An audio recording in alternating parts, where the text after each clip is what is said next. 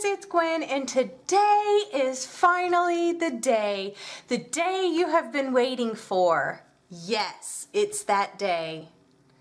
I don't know what day you've been waiting for, but I've been waiting for this day. Today I am going to be having a very special announcement at the end of this video.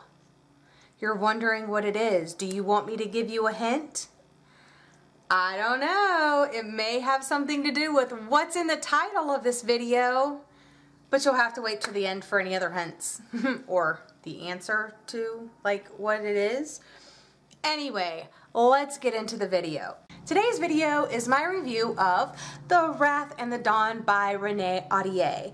And this book I actually received from Uppercase subscription box, and I may or may not have another copy lying around. This book I actually picked up this month because of my TBR jar. Yes, I am still doing this jar. I featured this like in a video like way back in the day, and I have been religiously every month pulling a slip of paper out of here, and somehow I have completed the challenge so far every month. September, of course, is no exception.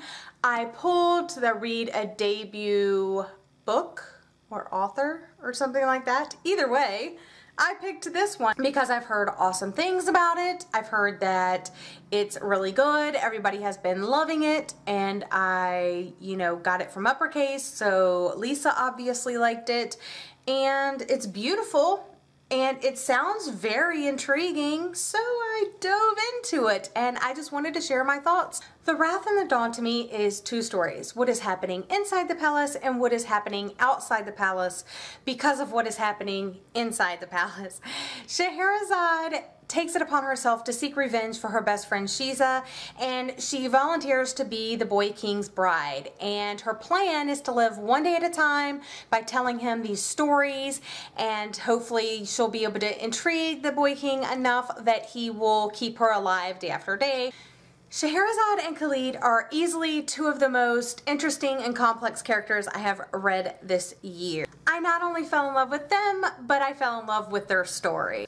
Scheherazade is determined to fight Khalid's weakness. It is her goal to seek revenge for her best friend Shiza and all of the other brides that Khalid has killed. Secrets lurk within this palace, and everything is not as it seems. The scenery in The Wrath and the Dawn is super vivid. You really feel like you are learning about a culture that you may or may not be familiar with. Myself, I was not familiar with it, and there were a lot of terms and stuff like that I wish I would have known was in the back of the book that would have helped me enjoy my reading experience a little bit better. Instead of using the handy dandy glossary in the back, I would every so often have to stop and Google a word. It is a 2-page spread glossary, so there are quite a bit of terms that I was unfamiliar with. Some of them I was able to just pick up and understand from the context of what was being said or what was going on, but some of them, like, I'm just one of those people, I have to know what I'm reading, what's being said, why they keep using that word, so I was definitely having to Google a lot. Now, if you're familiar with these terms and this culture, then you probably wouldn't have to Google as many words as I did, but yeah, white girl right here. Sorry, this is a coffee video, and that means that they're out there mowing, and so who knows if I'll actually even use this footage.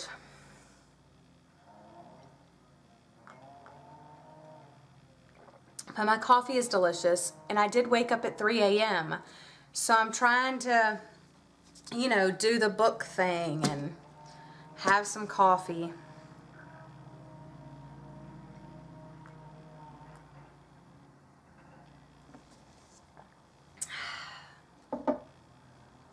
Back to the book. One of the things that I didn't like about the writing is that some of the quotes that were used were overused. Khalid, he is the Boy King. His eyes are like tiger eyes, and he's ice cold, and there's so many times you can say tiger eyes. He has tiger eyes. Oh, those tiger eyes. Oh, those tiger eyes. Oh, tiger eyes. He looked at me with those tiger eyes, and he did over there with his tiger eyes. Like, yeah, we get it. He has tiger eyes.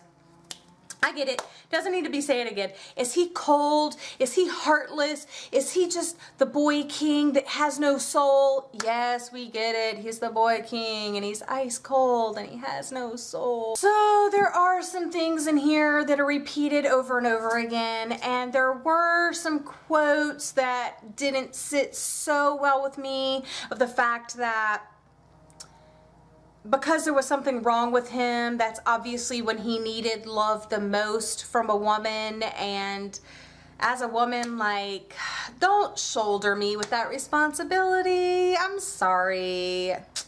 Don't do that, okay? All that aside, I really enjoyed this book, and I rated it 4 stars. This is a loose retelling of 1001 Nights. I've never read that story, so I can't tell you how close or how far it is from the original. But Scheherazade does go into this knowing that there is a possibility that she is going to die the next night. But her plan is to tell these stories and keep the king interested in order to keep her alive the next day so she can continue on with the story. So we all kind of know what that feels like, you know, plot twist or, you know, cliffhanger, and then we're waiting, so we all know what that's all about. So I kind of felt for him there. And yes, very early on you realize obviously it's a whole book, so yeah, she lives through the night. There was the subplots of what was happening outside the castle, but I really just found myself wanting to get back to Shazzy and Khalid. I had no idea that there was a sequel to this book, so when I got to the back and there was a tiny excerpt from The Rose and the Dagger, I was really overjoyed to find out that the story was continuing. The second book, Rose and Dagger, is scheduled to release May 3rd of next year, and I heard that there is a third book and it will probably be out in sometime in 2017. My 2 biggest downfalls is that there was a slight magic element introduced into this book, but it wasn't very well developed, or it didn't really just fit with the story, and I think maybe it will be developed better in the other books. I'm not really sure, but if it's going to be introduced again, we need a little bit more of actually what's going on. Because of the difficult names, I had a hard time connecting with some of the characters. So maybe a glossary in the beginning of the terms and maybe a character list or something like that would have been helpful. But overall, I highly recommend this book. 4 out of 5 stars, and I can't wait to read the second one. Now for the part that you've been waiting for. I am hosting my first giveaway. I'm so excited to be giving this book away. I purchased this book myself. Well, my husband bought this book for me because he pays for my uppercase subscription box, and I purchased this at Barnes & Noble myself. I paid full price. It is the hardback edition. So my initial plan was to wait until I hit 1,000 subscribers, but who cares about the numbers? I mean, I don't really care about the numbers. The only reason it's ever been like a numbers thing to me is I feel like the more people that are subscribed to your channel, the more regular comments and feedback and interaction that I have with you guys, and that's what I'm really seeking. Interaction. I mean, that's why I'm here. I think I've said that before. But I am giving away a hardcover edition of The Wrath and the Dawn by Renée Ahdieh. Like I said, I really recommend it, and if you haven't read it, you have plenty of time to enter this giveaway and read it before this second book comes out in May. So here are the rules. There are 2 rules. The first rule is you must be subscribed to my channel. The second rule is you must follow me on Twitter. Now you must follow me on Twitter because that is how I am going to notify you that you are the winner. So to enter to win this hardcover copy, you have to be comfortable giving me your mailing address. So please be 18 or older or have your parents' permission to enter and all that jazz. And I will put a link to the Rafflecopter giveaway in the description box, so you can just click that link.